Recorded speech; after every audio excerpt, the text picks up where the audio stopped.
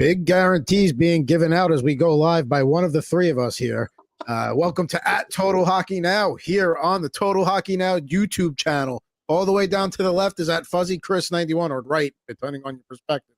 In the middle is at Ant Rivera 86. I am at Pucking Thoughts Adam Bernard. And we are here to run through the Thursday NHL slate. We'll get to that at the bottom of the hour.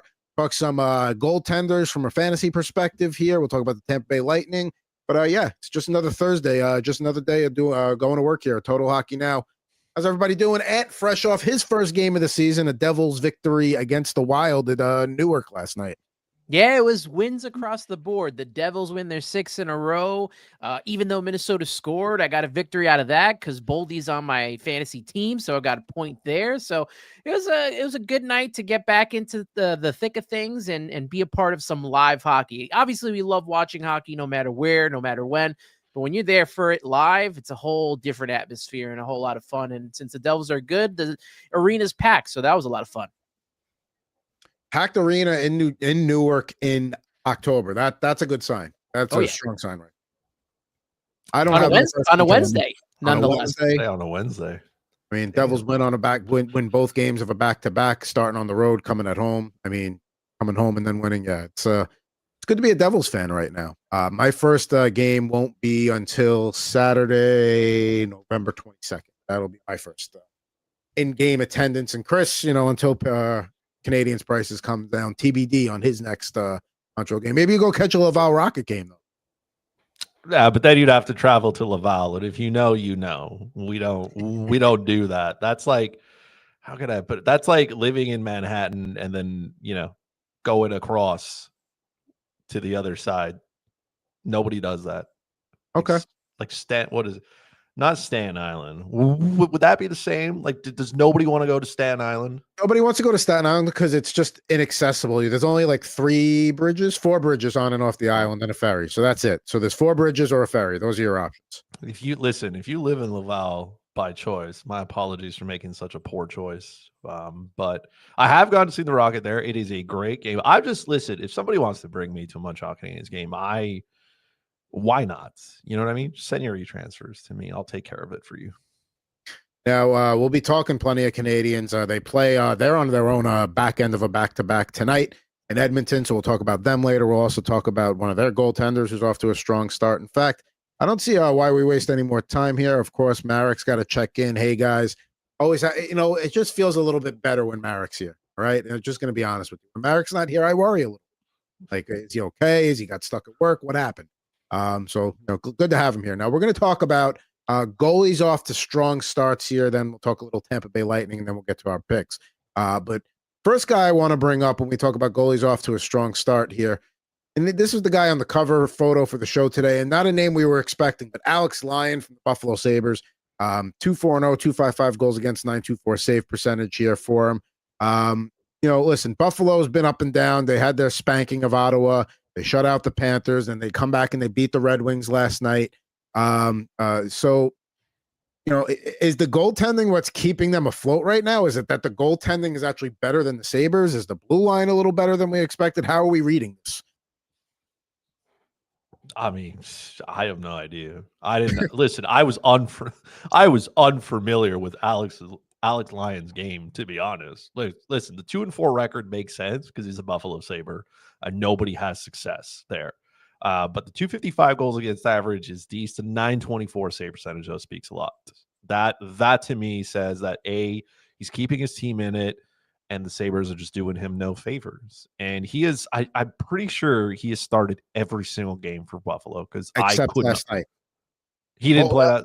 Colton Ellis won that game in his debut. Ellis, yes, he did. Colton Ellis only let in 2 goals, and he looked good. He was very good. I know, because I had heavy money on Detroit winning because I was like, why would Buffalo be favorite when Detroit doesn't lose? Thanks, Wings.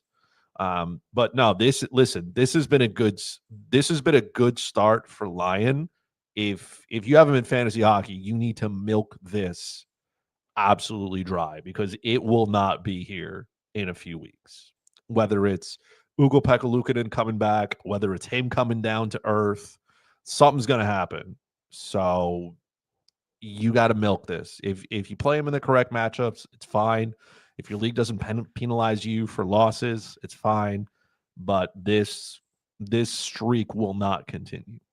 Sabres have gone 3-1 since opening the season, 0-3. Lions not a guy I'm running out to pick up in fantasy just because of that wins. Unless you're in a rare league where wins don't matter. As a spot start, need somebody in emergency, like you said, the matchups right at DFS, I'd consider it. But even then, there's other goalies on this list I'd much rather have right now. Yeah, and I think Luukkonen comes back. I think he was recalled He's about an hour ago. So yeah, I know he had gone on a conditioning assignment. So yeah, it looks like he's coming back there, and then we'll see if Ellis is the odd man out. Probably see how that goes. Guy in Detroit now. John Gibson lost last night, so this makes Cam Talbot's numbers look even better. 3-0-0, 1.78 goals against, 932 save percentage. Detroit's winning streak just snapped by the aforementioned Buffalo Sabres. John Gibson was expected to be the 1A and Talbot to be the 1B, but out of the gate here, it looks to be quite the opposite here, as Talbot seems to be part of the reason. It was a big part of the reason that winning streak went on as long as it did. Is that some of the Cam Talbot we saw for those New York Rangers? In the past, many moons ago, when people were actually entertaining the idea of trading Lundqvist and keeping Talbot. Remember that? Yeah, I remember. Oh that. Yeah, Anyway. You can't forget that. But look, you ride the hot hand, and if Cam Talbot's the hot hand, you got to keep rolling with him in Detroit. They are second behind Chris's Montreal Canadiens by 2 points. So, keep rolling with Cam Talbot. Maybe they do, because he's a little bit older. Maybe they do a little more of a split thing here. But if Cam Talbot should probably at this moment in time be getting most of the plays and starting in net for Detroit. John Gibson, by the way, 2-2, 3.31 goals against, 872 save percentage. So yeah, Cam Talbot's going to be given the chance here as Detroit tries to get back on the winning side of things after losing last night. Yeah, huge difference.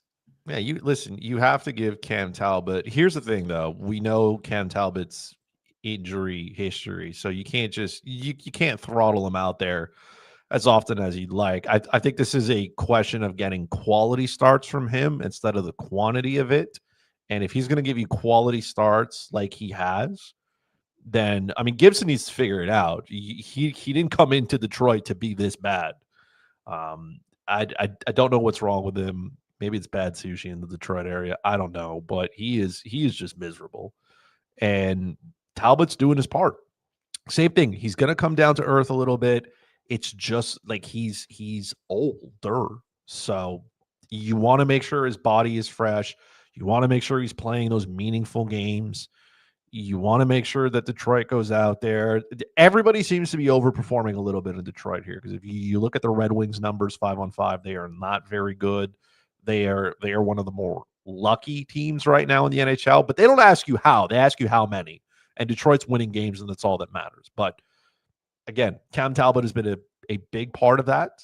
If you have him and you can finesse somebody into taking him, by all means, please do so. But again, it's the quality of the starts that he's going to get. It's not the quantity. You don't want him playing 55 upwards of 60 games. That body's going to fall apart quick. Talbot's going to get the go tonight against David Riddick when they play at the Islanders. We'll dive into that game later. As Marek threw up before, or in the chat, who thought the Red Wings would be so good? Still early in the season. I'm not ready to label, this is they're a good team. We aren't like they could finish at the bottom of the division, even as good as they looked over the course of the last week before last night's loss. But I would, one of the things we did say about John Gibson, and people said in general, was like, if he just got out of Anaheim, he'd play better. He's out of Anaheim, and he's on a team that's, let's be real, maybe a slight bit better than the team he left behind in Anaheim. Obviously, he didn't play under Quenneville. They're playing much better this year. I like the Ducks. Talk about them later as well when they play the Bruins tonight. But yeah, maybe just this is what Gibson is. There's still time, but at least Talbot's been playing well for them. Now here's a guy that's Chris is definitely gonna go on and on about, Mr. Jakub Dobes. Goes to 4-0-0 after last night's win in Calgary. 1.47 goals against, 950 save percentage. Coming into the season, we talked about, hey, Montembeault is the guy, and we just need Dobes to be good enough to give him more rest, which is what we've talked about on this show, that if Montembeault was able to rest more, he'd be in better shape. Dobes is doing his part in that department. Yeah, it is. Listen, it has been a fantastic start for Jakub Dobes, and he is actually 6-0 if you include the preseason. If you're familiar with Montreal Canadiens Twitter, he did an ad for I don't know what mattress company, and it was one of those things that you look at and you're just like, man, that looks awkward. But I guess he's getting a fantastic night's sleep. Those mattress sales must be fantastic because a 1.47 goals against average, a 950 save percentage is elite. And I mean, he played out of his mind against Calgary, because Calgary all of a sudden decided they figured out yesterday how to shoot the puck. And if it wasn't for him, then that game probably goes much, much differently. And the same thing for Dustin Wolf, because all of a sudden on a random Wednesday in October, he turned into prime Dominic Hasek. So that game, the over probably hits if both those guys regress to the means here. But the question now is Marty St. Louis going to let Jakub Dobes play? Now, he has played 20 career NHL games, so we need to pump the brakes here a little bit. He is playing well. We saw this when he came up last season around Christmas. He was lights out, and then he came down to earth a little bit here. He is playing much better. His technique and his style has been improved. You don't see him floundering around in the blue paint as much. He has been good. And I think at some point you have to reward the play. If he's going to go out there and give your team a legitimate chance to win every single night against any and every opponent, you got to give him more. And this isn't to say that Montembeault can't find his game. We are 8 games into the regular, you know what I mean? Like, he'll find his game. But this also helps keep Montembeault under probably 60 starts, which would be beneficial for him anyways. He played way too many games last year. He got hurt. This will work, but for now, it's probably going to end up being a 50-50 split, and Montembeault's just got to work on his game and find it. Maybe Montembeault needs a better night's sleep, like on this mattress right here. Maybe that's exactly it. I can't tell you what brand of mattress that is. He looks comfortable. But listen, those mattress sales are just must be like, I would buy one if I needed one, and I would probably turn into an elite goalie if that is it. But I mean, that's the marketing campaign right there. If that's what it takes. You need to give him a promo code, because there's no promo code for it. Man. QR code, something. QR code. Use code Dobes at checkout. I don't know. Save a bunch of money, but man, look at that ad. That just looks weird. He's like the socks, the whole pose, just absolutely roasted on Instagram. But listen, he's winning games, so it doesn't matter how, right? They don't ask you how. They ask you how many. Don't even close the curtain in the background, so it's got that reflective thing. Like he's got tube socks on. Like, what's going on here? Just a lot going on. He's got the Montreal sweater with the OVO Drake owl on it. Just a lot going on there. But he's winning hockey games, and that's all we care about in Montreal, right? That's all we care. All right, that's enough of the mattress photo there for Mr. Dobes. As we roll things along here, we're talking about goalies that are off to surprisingly good starts here. We will get to tonight's slate here in about 10 to 15 minutes as we roll through the goaltenders here. Another guy on the list definitely was not somebody that we'd expect, but he's emerging in Philadelphia. Dan Vladar, 3-1-0, 0.75 goals against, 929 save percentage. It was him and Erson coming into the season, and so far, Vladar seems to be taking control of the crease. Pretty impressive for a team that nobody thought was going to be going anywhere. And where they are, they're 5th in the Metropolitan right now, but they're not last. So that's very important for them. If he could continue this, I mean, we may have something here. You like the start, but as we all say, you got to pump the brakes just for now. He's going in Ottawa tonight, by the way. He's got the start. As he should. He should probably start most of the games for the Flyers until he comes back down to earth.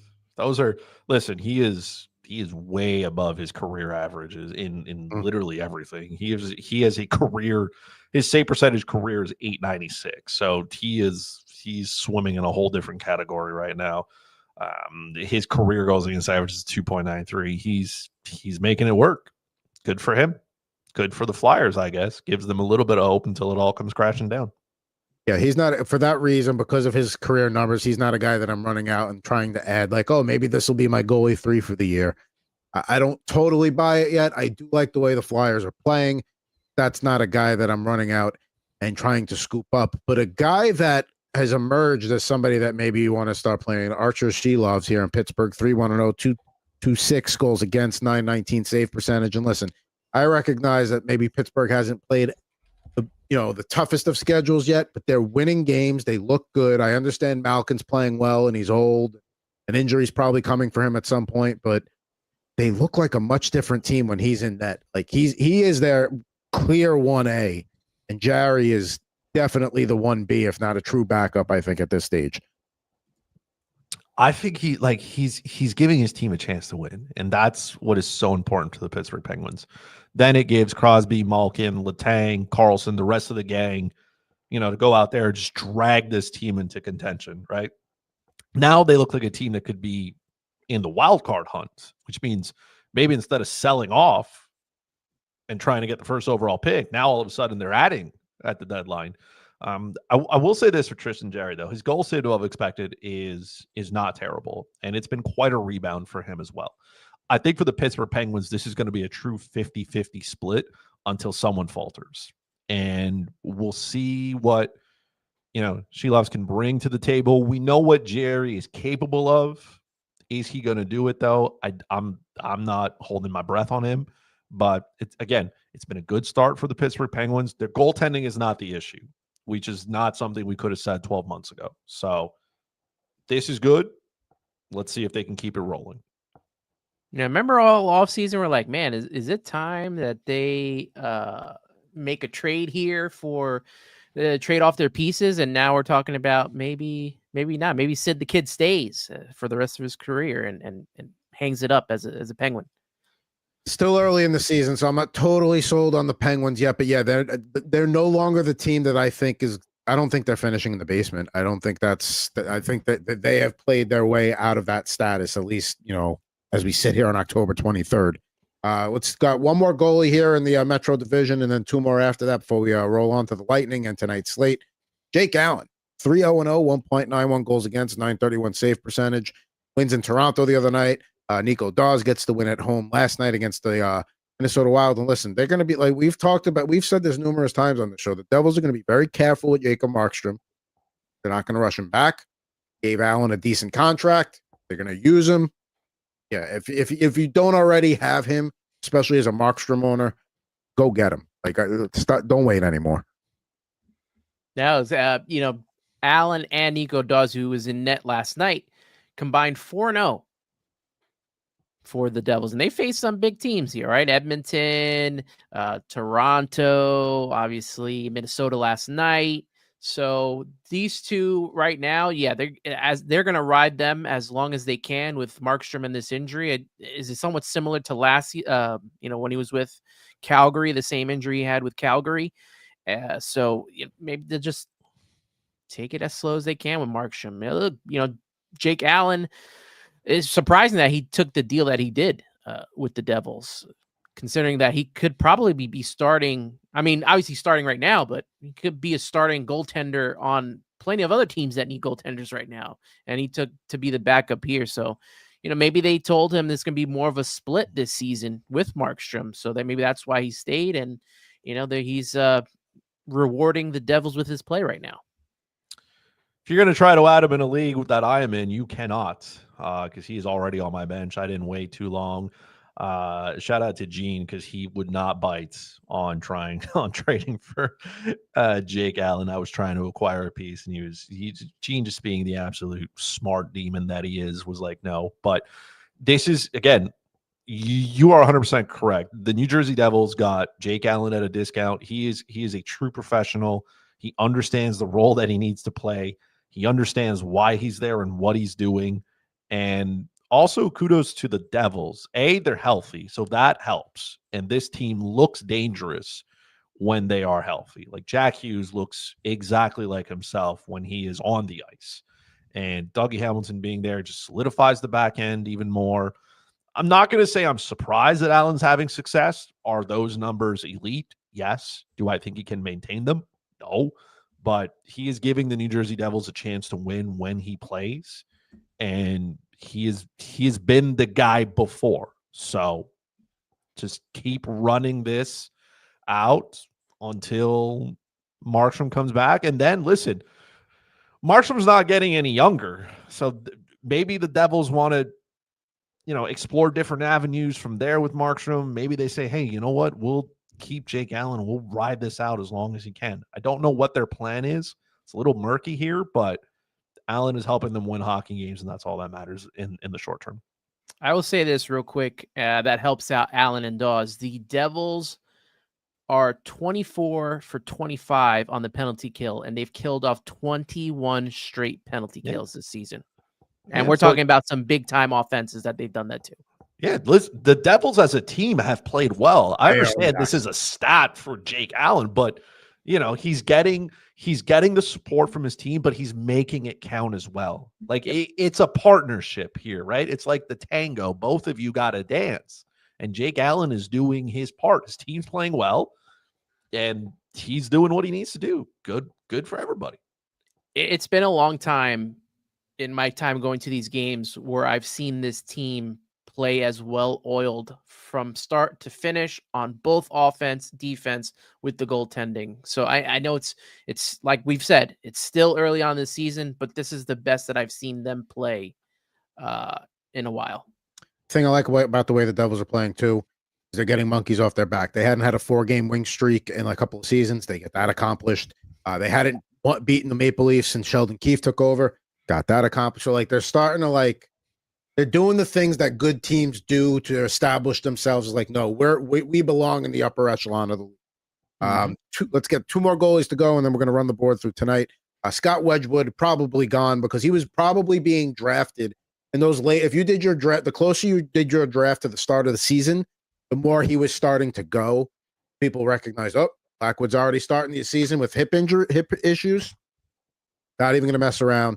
And Wedgewood doing his job there, no surprise, playing behind a strong team like Colorado. You look at the numbers there: 5-0-2, 1.84 goals against, 9.27 save percentage. There's a scenario where when Blackwood's ready, he might be the 1B. Well, even before he got injured, Blackwood, this is a group here. This is a tandem that you were considering drafting together just because of how good Colorado is, and you were going to get wins out of this team. I didn't know Wedgewood would be this good. The same with Blackwood last season, but here we are. Listen, if you had Scott Wedgewood playing 7 games and being undefeated in regulation, please show yourself and go collect your $1 billion. Because nobody has that. I picked him up because I had Blackwood, and now this Wood is really, really good.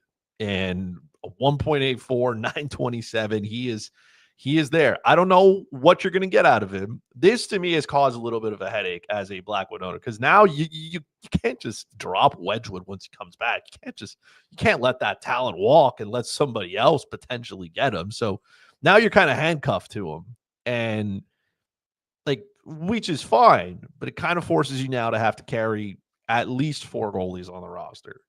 And if you're like me and you're using the IR spot, now you're collecting goalies, because I got 5. And that is too many in my books. But listen, it is what it is at this point. You just accept it. Craig with an interesting and related question to this in the chat. At what point do you consider dropping a top starting goalie with terrible stats for a backup with better stats who has taken over a starting job? This particular Colorado scenario, I mean, he's still on the IR, so you're not dropping Mackenzie Blackwood yet. But yes, at a certain point, I think it's still early. It depends on the draft capital you've invested, the history of the guy. I think it's too early in the season to say somebody's definitively taken over a crease in a situation like that. But I think once you get into the month of November, teams want to know who's really their guy that's going to be the one they lean on to play at least 51% of the games, to at least be the quote-unquote 1A, if not a true starter. I think that point is starting to come soon. I agree. I think that beginning of November, that whole month is probably, you'll know where your certain players are at that point in time. Maybe you give a little more leeway to forwards and defensemen, maybe into December. But if the goalie's not playing now, they ain't gonna wait to pull these guys. And I would hold on just a little bit before making a decision. I got, probably a tougher decision because, Dustin Wolf is not going to get me a lot of wins, but he is filling the other stats that I need, right? Save percentage. He's getting the saves. And I still have been winning categories even without the wins, thanks to, my Washington tandem. But you have to start thinking, like, if Dustin Wolf isn't going to get wins, and that's something that's big part of your stat line and points and stuff like that, you got to start considering what you're going to do with him. I also think goalie availability has a lot to do with answering that question too, because there are leagues, like I play in a league where he caps rosters at 2. You start 2 goalies and you can only carry 2. So that way, if you do get an injury, there are people out there. I've also played in leagues where, goalie stats are so valuable that Chris was saying I would never own 5. There are a couple of teams that would own 5 just because you hoard the goalie. So it really depends on your settings and how valuable the goalie stats are, or the balance of the categories too. But yeah. I think our league is kind of dried up on goaltending, where now Alex Lyon is like, he's on the watch list. Like, if anyone gets hurt, maybe Alex Lyon just to fill up some. Because I have them. It's because I have them all. Yeah, there's no fault of my own. He's got like the Infinity Stones of goalies right now. He's just have all of them. Collecting them, man, just like Pokemon. I will say this though, like it for me at least, it's a 2-part series kind of thing. First, I'll add the backup, and then it's like you have to hold a tandem for it, right? So in the case of like, not even for Dustin Wolf, because I have Linus Solmark in another league, and that has been a challenge and a half. I had Carolina as backup. That didn't work. So both goalies are terrible. But in the case of, let's say you own Sam Montembeault and then you pick up Jakub Dobes, like, are you dropping Montembeault today? No. At worst, you have to hold the tandem and kind of see how is this going to play out before I say, okay, I need to move on from Montembeault completely, because depending on where you drafted some of these guys, it's too early to cut bait. Yeah. It's just too early. You got to see, is it a team problem or is it a goalie problem? Like, if the team is garbage, then you know what I mean? Like, now you're kind of married to the situation. If, let's say, the goalie's playing well, but the team is terrible, i.e. Dustin Wolf, like, then it's like, listen, ride this out, right? Maybe something changes on that end. Maybe something good. If the goalie's bad and the team's good, maybe they'll switch up immediately. Be like, you know what? We'll roll out whatever goalie works. And that's how some teams are going to play it out, because the wins in October are a lot easier than the wins in April. So you got to go get those wins early. For now, probably handcuff them if you can. Handcuff whoever the backup is and wait it out and see if the team has made the change and say, yes, we're going to start this goalie more. That's your cue to do the same thing as well, right? If the guys making the decisions for the real team are going, left, then you as the fake owner of the team have to go left with them as well, right? Last goalie I want to get to quickly here, and then we are jumping right into the 12-game slate. Spencer Knight in Chicago, 2-2-1, 1.96 goals against, 937 save percentage. Listen, he's establishing himself as the goalie of the future in Chicago. Arvid Soderblom is not going to do anything to really threaten that. So, yes, Spencer Knight, if he's out there, he's a guy I would consider adding, because Chicago, as Chris and I were talking about prior to coming on air here today, Chicago has become San Jose of last year, and they've Freaky Friday'd with the Sharks, and the Sharks can't do anything right like the Blackhawks of last year. So, yeah, Spencer Knight, he got the Florida situation being behind Bobrovsky, which just wasn't going to work there. He gets to Chicago, and even that's kind of like a parallel to Askarov. Like, Askarov gets out of town, goes to San Jose, everything's hunky-dory. Well, maybe not so much right now. Spencer Knight, everything's hunky-dory right now with the Blackhawks. So, yeah, that's a guy I would, if you haven't added him yet, as a goalie 2 or a goalie 3, yeah, I'm taking him. Yeah. Just like Vladar, very impressive that he's doing this with Chicago. And Spencer Knight is a story, like we talk about with many goalies, that these guys need time to, grow, behind the net. Obviously, he wasn't, like you said, he wasn't going to get that time in Florida with Bobrovsky there. So this opportunity that he's getting in Chicago to play, he gets the opportunity to grow with Bedard and Nazar and those guys. And let's see what we got in Spencer. This Chicago team at some point could be a fun team to watch. So I hope it continues with Spencer Knight, and he is that, draft pick that we all thought he would be. Yeah, Speaking of Spencer, go ahead. No, I was just going to say he has an 8.7 goal saved above expected. Like that is elite in 5 games that he started. He is giving Chicago a legitimate chance to win, whether it's at home or on the road. And we know Chicago struggled away from United Center to just even be a part of games. So same thing. Like he's not losing many games, but those outside stats, those peripheral stats and everything else, the save percentage, shots against, goals against average, if your league counts those in categories, I'll live with not getting the win because everything else that Spencer Knight does is elite. Well, and you're talking about a tough division too, right? Like the Avalanche, the Jets. They have to play in the Central. Yeah. The Stars, I know they're second to last right now, but obviously it's early. Mammoth have come out strong. You got the Blues, Adams Blues as well. I'm pretty sure they're going to turn around. You're Wild. So it's a tough division to be a part of. And you got to take as many points as you can right now, because later on, you just never know where the team's going to end up. Speaking of Spencer Knight, he's getting the start tonight against the Lightning. Let's go. Let's not waste any more time. Let's break it down.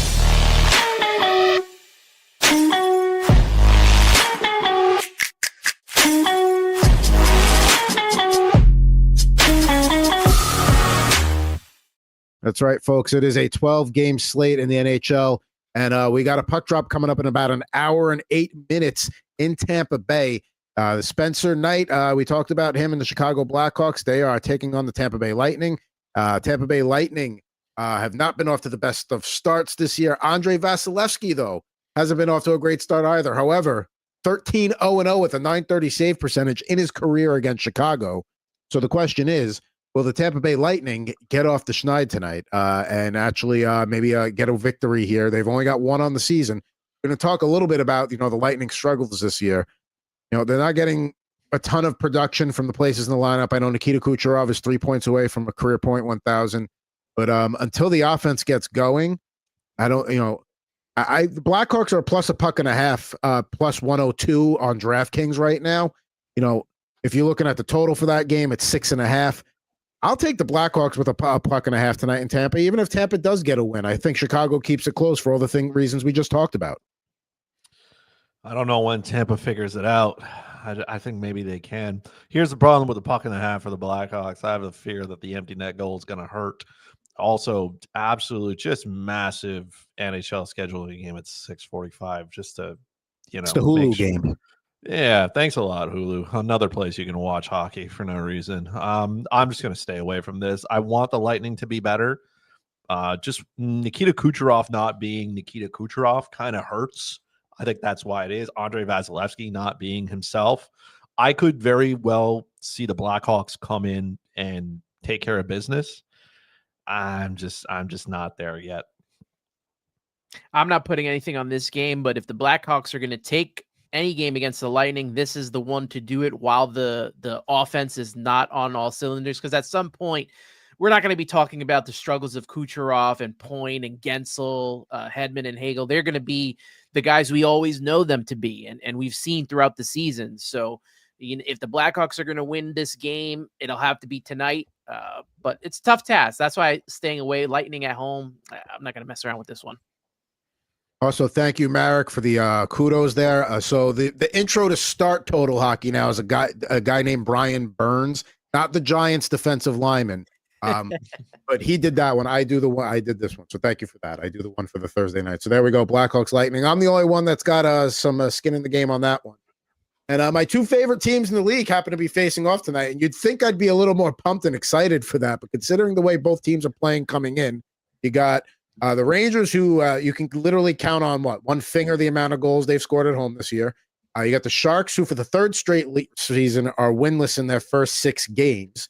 The Rangers are 11-0-2 in their last 13 against San Jose. So this is either shaping up for the Rangers to blow the doors off the Sharks and get some goals at home, or the Sharks, get their first win of the season, and it's going to be Chicken Little, the sky is falling in Midtown Manhattan.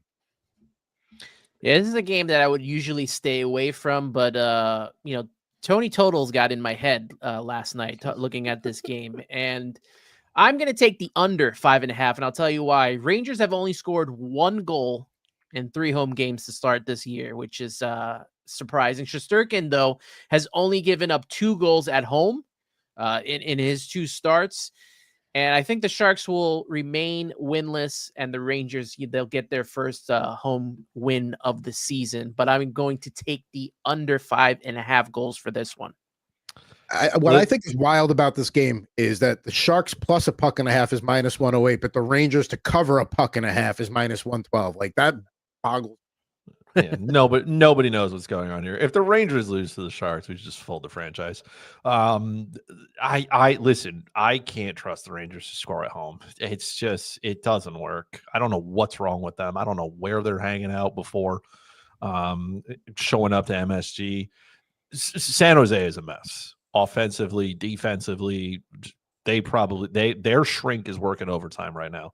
5.5 is a little too rich. I will go with the under 6. You can still get a good price for that one. San Jose Rangers under 6. I can't see Igor getting lit up tonight. Not by the Sharks, not by that offense. And I can't see the Rangers scoring goals because they should have, and they didn't. Rangers continue to not want to put the puck in the net when they are at home. So, I mean, show it to me first, and then I'll care.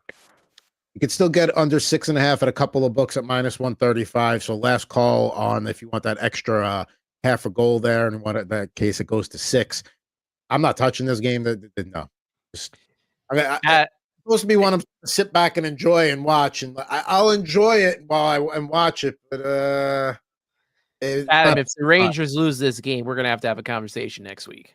Oh, if the Rangers lose, I mean, let's take a look at the Rangers' upcoming schedule here, because it could spiral quick. So let's say they got the Sharks at home tonight. Then they go out on a 4-game road trip to Western Canada and Seattle. So if they're going to lose, at least they get out of town. Don't have to. I mean, right now, I guess they're lucky that the Jets are terrible. You got Woody Johnson, throwing his quarterback under the bus, silver spoon in his mouth. Don't get me on a tangent about Jets ownership. You got the Giants, who blew in historical fashion. You got the Eagles this week. So the Rangers are lucky that these things are going on. But yeah, a loss to the Sharks might push that to a little more to the forefront, their struggles. And first flight out of town if they lose to the Sharks. Don't even go home. Just leave. Buy a whole new wardrobe wherever you get to. Just go. Calgary's got stores. You could get stuff there. Calgary's got a, listen, West Edmonton Mall, biggest mall. Just hang out there if you need to. It's been so bad right now for the Rangers that we got a Jets reference and not the Winnipeg Jets either. Yeah. Oh, we'll talk Winnipeg Jets later. We got some buzzing in the chat here. Frank checking in. Hey guys, just got out of work, checking in with my 3 favorite hockey buddies. Good luck, buddies. Good luck this week. Chris and I got a little battle going on. Chris edged me out last week, so I hope you take care of him this week. State of Survival, our resident Islander fan. Who is this Dobes kid? He's taking over Montembeau Go Isles. Yeah, Schaefer. We'll talk about the streak he's on a little bit there. You have to scroll back a little bit to get our thoughts on Dobes. The Rangers lose, it'll be like a 1-0 score, 2-1. I agree. If they're not gonna, if it gets a high scoring affair, they're gonna win. Low scoring affair probably works against them. If you scroll back for Dobes, you even get to see a picture of him on a mattress. You get it all here. We give you a lot of bang for your buck at Total Hockey Now. Flyers at Senators, 7:00 puck drop tonight. Looking at the starting goaltending there, it's going to be Dan Vladar going against Linus Ullmark. Looking for the Flyers are aiming for 3 in a row. I like the way Philly's playing. I like the way they've looked. I will gladly take a shot on them at the money line here. Looking at the board here, it is going to be plus 136. I'm fine with that. I think they win the game outright. If you want to look at the total for that game, as DraftKings literally takes the games off the board at that specific second, we refresh and it's a 5.5 total there. This is one of those gut feelings. I know it's close. I know, last week Ottawa, had a chance to play a bad Sabres team at home, ended up not taking care of business. Philly's a little bit better than that. Just like I said, I like the way the Flyers have been playing right now. Plus 136 on the road. I'll take that. I couldn't get a good read on this game when it came to the goals, so I kind of stayed away from it. But I think the Flyers do come out victorious here. I am taking the over as a Linus Ullmark owner in the FSGH league. He has given up 23 goals in 6 starts. I am old enough to remember when Senator fans told me this team would be good, and I want all of them to head out to Canada and hide because this team is miserable. No bueno. Yeah, no, a minus 7.4 goals saved above expected for Ullmark. Even if he's decent, he's still going to give up like 4 goals. So then I just need the Senators to try. I literally need them to try. Just a couple. I'm taking the over 5.5. I think this gets settled before the second period is even done. So the over's at 6 in some spots. Would you at even money? Would you go to that?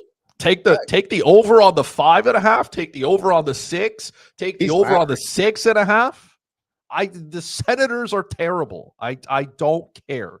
They just keep pounding away. Ladder it if you want. But I'm stopping. I've stopped at the over 5.5 because I can only spread so much of the funds around. So over 5.5, minus 130. That's still a pretty decent number. I thought that would be higher. I thought minus 130 was very generous for 5.5. I don't know what people are thinking here, looking at the Ottawa Senators going, yeah, that team's going to figure it out defensively. No. So sign me up there. All right. So I got the Flyers. Chris has got the over there. He's willing to go up to 5.5, 6, 6.5. He's laddering that bad boy. Next game up on the schedule here, we got the Red Wings at the Islanders, another 7 o'clock puck drop. Just like to point out again, no puck drops at the bottom of the hour, so we're on to you, NHL. Anyway, 3-game winning streak for the Islanders. Matthew Schaefer, the rookie, on a 6-game point streak to start his career. Not too shabby. 7 o'clock puck drop here. I got nothing on this one. The Islanders minus 135 on the money line. Detroit plus 114 on the second night of a back-to-back. Total 6.5 at DraftKings. I got no read on this game. If my lean would be Islanders money line, ride the winning streak. Detroit just got beat by we'll say a mediocre Buffalo team right now to try and be somewhat fair to them. Islanders are hotter right now. That's my lean, but not an official pick. I got the over 5.5 goals here. I think that Detroit gets to Rittich here a little bit. And you said Cam Talbot was in net, right? So, yeah, it's going to be Talbot versus David Rittich tonight. I could see a 4-3 type of affair here. So I'll take the over 5.5 on this one. And the Islanders now have a new goalie coach, so we're going to have to see if he has any effect on Rittich, as well as why am I going blank here? Help me out, guys. They got rid of the previous goalie coach. I don't know who is off the top of my head. Pierre Engvall's done for the year, so that's not what you want to hear if you're the Islanders. Oh man. Listen, it's kind of funny that they needed to go out and change the goalie coach when the guy behind the bench is literally on the route on Piero the Mount Rushmore. Okay, literally their head coach is on the Mount Rushmore of goalies. But sure, go out. You know what I mean? If anybody could fix Sorokin and the gang, I guess it's the guy. I have no play here. I will say this though. I mean, I get why the betting market is not loving the Detroit Red Wings just by the way that they're playing 5-on-5. Man, I can't trust the Islanders. It's fun to watch Matthew Schaefer play, though. Kid, there was a time where we didn't know if he was going to make the team. Imagine now he's a stud, an absolute stud. I always thought he was going to make the team, but it was just a question of whether he was going to be a third pairing defenseman with sheltered minutes and a lot of offensive zone, or if they were going to play him like a top 4 defenseman. He's going out there up to the task. Yeah, and he's being he's good. He's not getting eaten up alive. He's 18 years old. Kid loves it in Long Island. So I mean, more power to him. Good for him. Ant got that 5.5 when it opened. It's at 6 and 6.5 most spots here. But I mean, I would think this is going to be a high scoring affair too. So I would lean over on that game as well. We move on to Penguins Panthers tonight. Another 7 o'clock puck drop. Penguins are on a 3-game winning streak here. If you want to look on the totals and money line for this game, it's 5.5. Panthers minus 198. Penguins plus 164. I was kicking around the idea of the Penguins plus a puck and a half last night. Didn't get a chance to play it, and now it's too juiced at minus 162. I liked it a lot better when it was at like minus 135. Wish I had played it then, but I think Pittsburgh can keep it somewhat close here enough to. Sometimes you don't get a lot of those spots where you get like a plus puck and a half and a decent value to it. So I try to play those when I can. Ship has left the station there, but I do think that'll be a closer affair. I'm just going to take the Penguins straight up to win. Like, well, let's not twist it here. Penguins are 3-1 on the road. They have a better record than the Panthers. Panthers are struggling here. We know that they're missing some key bodies. That's been evident. They are 3-0 at home. So I get why. Like, it is Tristan Jarry going. It is true, but Jerry's been okay too. He hasn't, like, I understand what I'm getting into here. This is going to be a rocky one. This is probably the one I'm going to watch. Like, there's so many good games to watch. This is probably how I want to start my night off, with a little bit of like high blood pressure. But I mean, the Penguins are getting disrespected here a little bit. Florida being minus 200 favorites with that kind of lineup, having lost 4 of their last 5. I mean, I don't know. That's a lot. Like, Florida here is averaging 2.38 goals per game, only 27 shots a night on average. Like, that's not Florida. That's not good. What I will say is that game against the Bruins the other night, when they let it get away, it was like, uh-oh, here we go. And then they still find a way to win. Them finding a way to win, that says something to me. When that game is missing, they're missing. It just, like, the Panthers are going through it, and that's fine. Listen, not many teams would have success when you're missing your captain, your best player. They got guys on the back end that are banged up. They're missing a little bit of depth, and that's normal. So the Penguins have demonstrated they can win on the road. Kenny Malkin has become, the assist machine now. Crosby's there, Brazo's scoring goal. Like, this isn't bad. This should be closer. Maybe the Penguins don't win, but in terms of value, I'm not passing up. Plus 165. I'm not passing up that value. I'll take it. And staying away from this one, understandably. I got no lean on a total there. It sits at 5.5. I would lean over, but not even that much of a lean.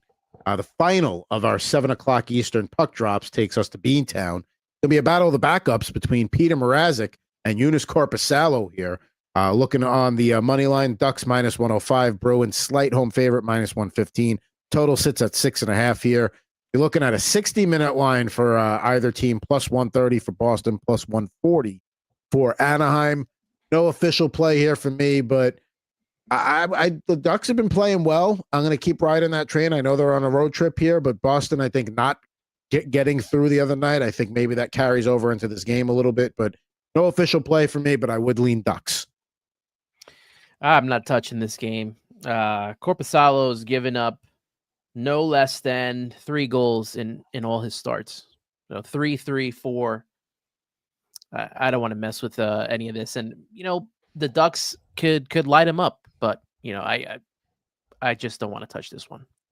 I think this is the game I care the least amount about tonight. Like, there's no two ways around this. This game just doesn't do it for me. No, I got one that the next one we talk about is probably the one I care about the least tonight on the slate, even though I do have a play for that one. We got a couple rough ones. Because it's a battle of backups, maybe you look at the over, because right now it's at 6.5 minus 108. I don't know if we can get anything better than that here. Let's pull it up. It's all everywhere. It's 6.5 at this point. Best place you're going to find it is minus 103 at Bet Rivers. So it's too dangerous to touch this one. Yeah, my lean would be Ducks, but I'm not touching it. Canucks at Predators. This is the one that does nothing for me from a sex appeal stand. Sexy hockey appeal. For me, the play here is the under. For that reason, I don't think we're going to get a ton of offense tonight. I know Vancouver's had no problem putting the puck in the net lately, but the only thing the Predators have going for them right now is UC Saros, and I think he's able to at least keep Vancouver at bay enough. I'll take the under 5.5 here. You're right. My apologies. This is the game I care the least about in the 8:00 slot. This is the one I won't be watching. This is when I'll turn on maybe whatever the Thursday night football game is, because I don't want to watch the Preds and the Canucks. That seems like Vikings Chargers should be pretty entertaining. I mean, listen, I just don't want to watch the Canucks and Preds. The beginning of last season, when we were doing fantasy drafts last season, We were talking about how big Soros would be at the top of the draft. Demko. This would be it should be a awesome matchup, but seeing how far these teams have fallen, it's sad that this is the matchup that we're least looking forward to. There we go. So Chris doesn't care. I've got an under at plus 110. Move on to the next one here. Kraken at Jets. Kraken, surprisingly, a better team out of the gate than we thought. But Winnipeg has won 5 in a row here. Looking at the starting goaltending matchup for tonight, it's going to be, we say it's Damko Saros for the last one tonight. It's going to be Hellebuck. Nothing confirmed yet for the Kraken. I would say it's going to be Joey Decord. Maybe it's Phil Bauer, but either way, no real interest for me in this game. If you're looking at a money line play here, the Winnipeg Jets minus 218, Kraken plus 180, totals 5.5. You want to look at the puck line for Winnipeg to cover a puck and a half is plus 120. 60-minute lines for this game as well. Winnipeg minus 145, Seattle plus 270. I would, if I had a lean, it would be Jets puck line, but Kraken have been playing too well. Not touching this one. I took the under 5.5 for goals. Connor Hellebuck, man, he has been very good ever since giving up 5 goals on opening night to the Dallas Stars. He has given up no more than 2 a game.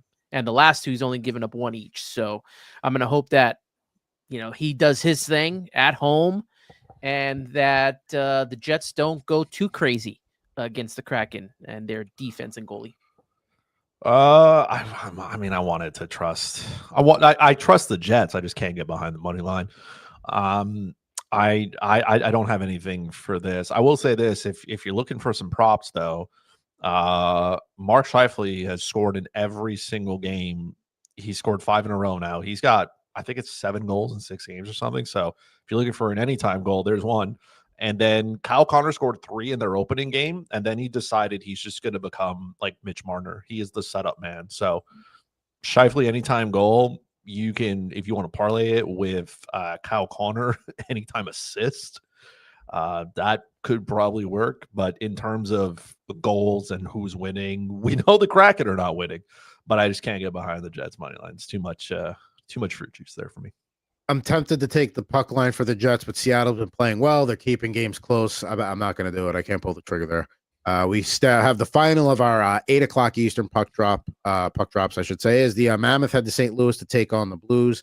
Looking at the starting goalies here, it's going to be Karel Vejmelka versus Joel Hofer. Looking on the money line here, it is minus 120 for the Blues, even money for the Mammoth. Total is 5.5 here.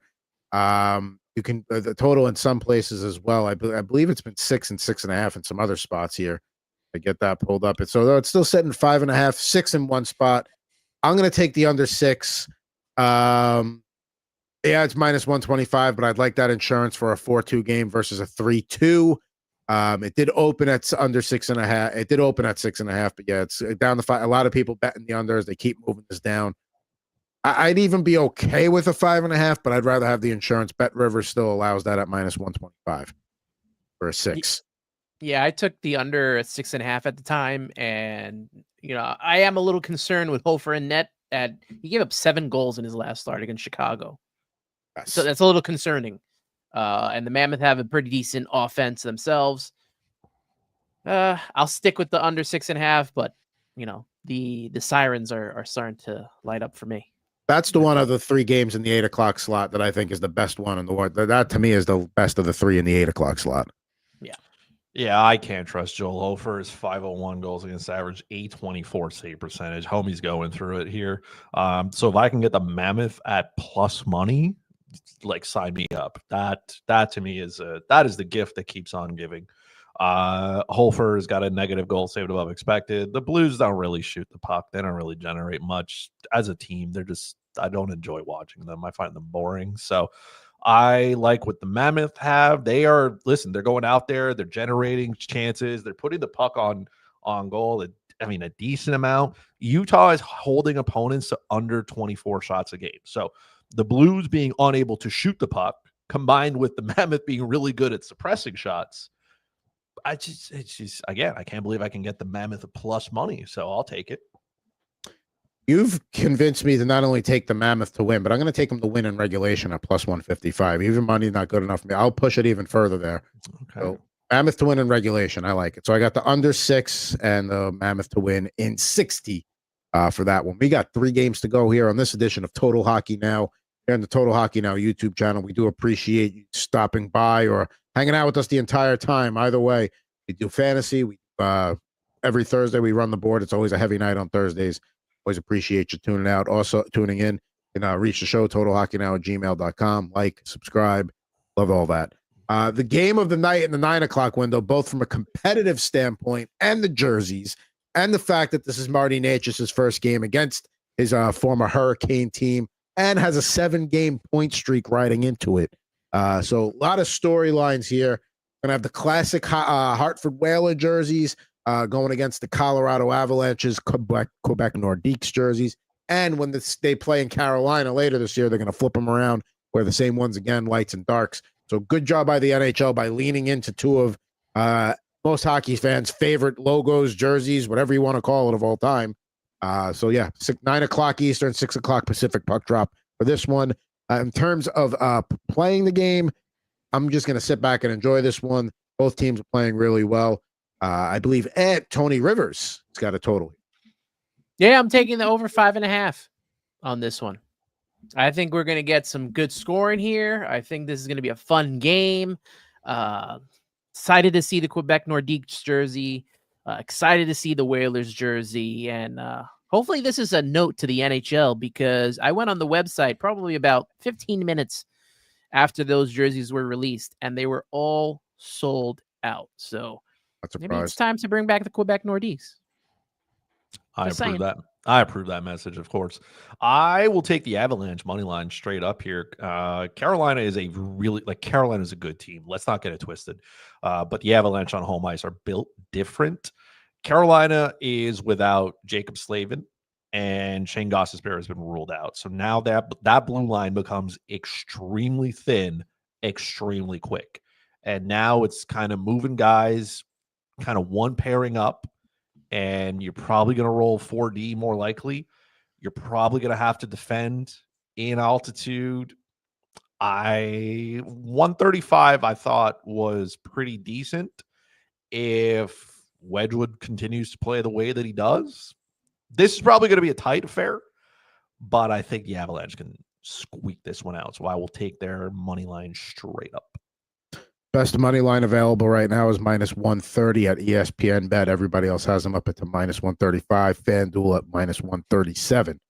So if you think it might be a regulation victory, looking at that for tonight, looks like is that off the board right now? Yeah, that is not on the board for 6. No, there it is. Colorado +105, Carolina +175. It's going to be Wedgewood for Colorado. We don't know what it's going to be for Carolina yet. I would assume Anderson. Who knows? That's just not. I can see this game being one of those that's 1-1 after 3, and you're like, that makes sense. So I can't get behind them. I can't get behind the in regulation. These teams. This is going to be good though. Good 9 o'clock. Good 9 o'clock game if you want to watch. And there's all the remaining games are all 9 o'clock puck drop. So there's nothing at 10 o'clock Eastern or beyond. So this is the final window of the night for the NHL. We got 2 more games to go here before we say farewell on this edition of Total Hockey Now here on the Total Hockey Now YouTube channel. Next game up, Kings at Stars. Dallas is on a 3-game skid. The Kings just snapped a 4-game losing streak. Looking at the goaltending matchup for tonight out there in Dallas, we've got Jake Ottinger confirmed, not confirmed for LA yet. I would assume they're going to go with Darcy Kemper, but we'll see. For this one, both teams have not been playing great.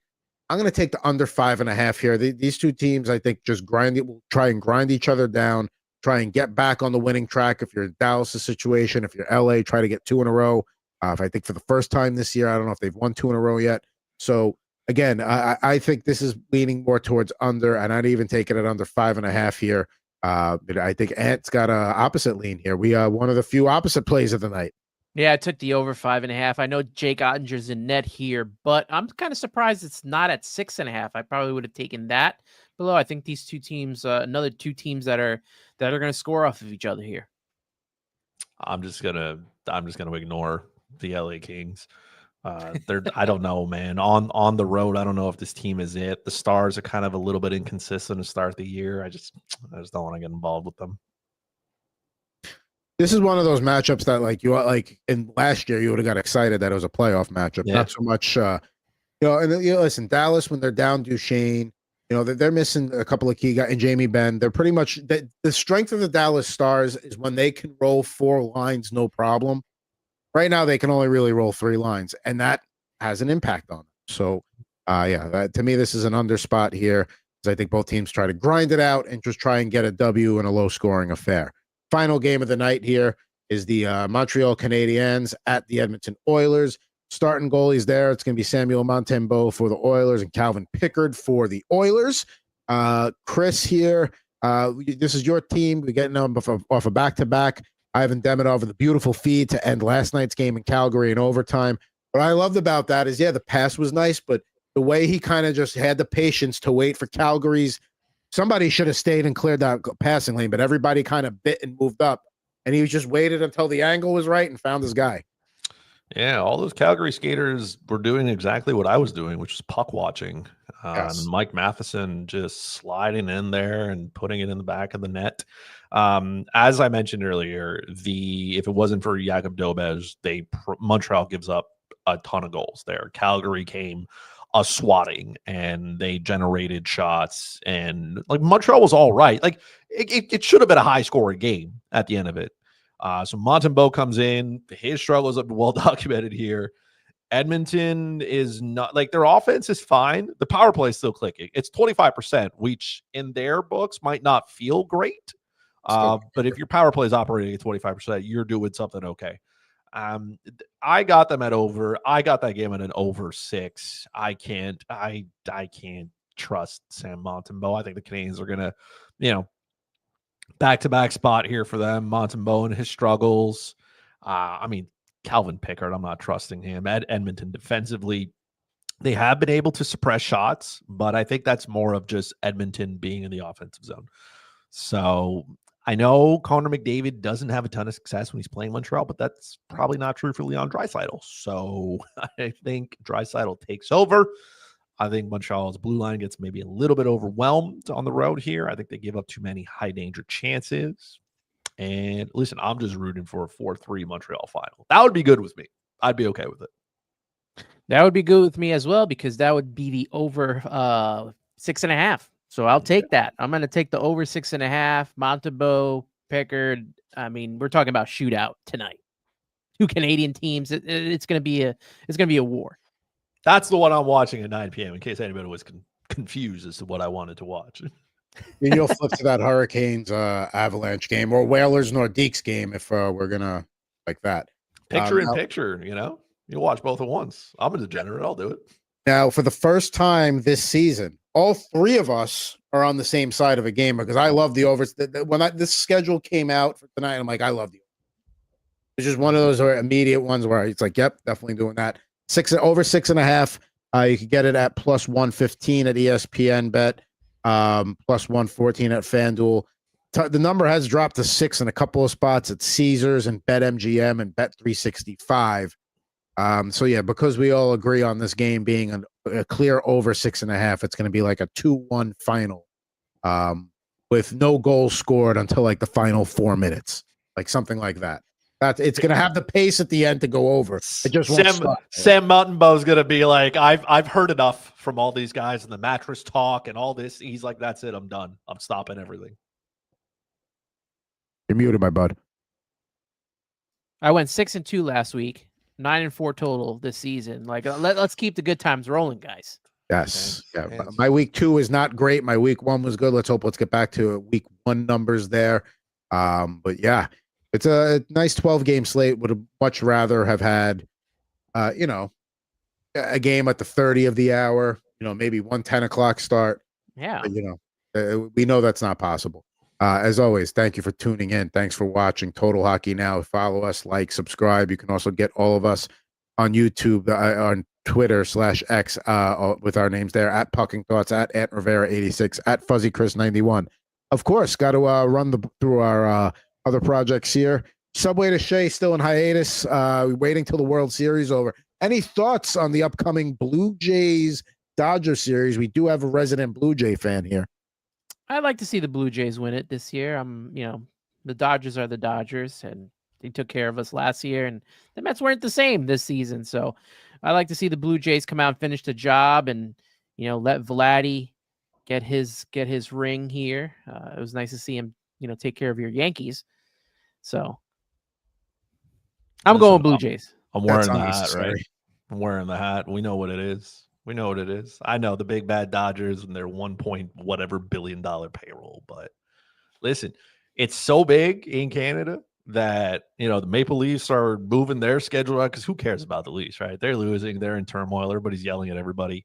The Raptors just started, so they got time. Everybody's accommodating the Blue Jays as you should. So it's easy to vote for Canada when the Dodgers on the other side, and Shohei Ohtani, he could have been here. He could have been the king of the North. That was the first thing I thought of when these two teams made it to the World Series. I'm like, this is the battle over Ohtani's flight. Ohtani was supposed to. The whole rumor was Ohtani was supposed to be on his way to Toronto. He's finally getting on that flight. He's finally getting on that flight. Listen, I'm not saying he made a poor decision. He did win a World Series. He's got $700 million in his bank. You know what I mean? It's fine. It's okay. But just had one of the greatest postseason, if not the greatest postseason baseball performance, pitching and batting. It's okay. But you know what I mean? Bring the World Series to Canada. Why not?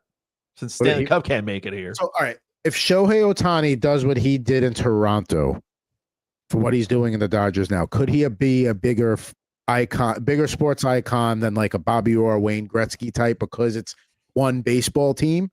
Or am I just totally? He could have had the keys to the whole city if he wanted to. This man would have never had to pay for anything in Canada. Now, I mean, not that he needs to. I mean, but he lives in LA. I'm sure the beach is nice. His dog. I mean, I'm sure if he's a guy that's a baseball guy, but I'm sure he watches the wagering portion of our Total Hockey Now broadcast. Absolutely, he's got extra time on that flight. What else is he gonna do? What else is he watching? I'm sure he's got subtitles on.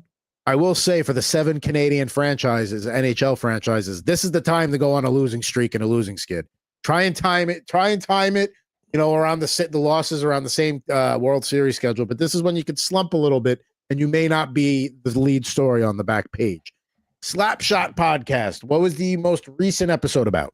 We will do that Friday. Oh, it hasn't come out for this week. I know. I didn't want to do it, but I'm probably going to do it on Fridays just because I have more time to do so. Mondays I just hate Mondays in general. So we're going to do that. We're going to break down some goalie stuff. I'm going to tell you why you shouldn't panic about Samuel Montembeault, some news and stuff.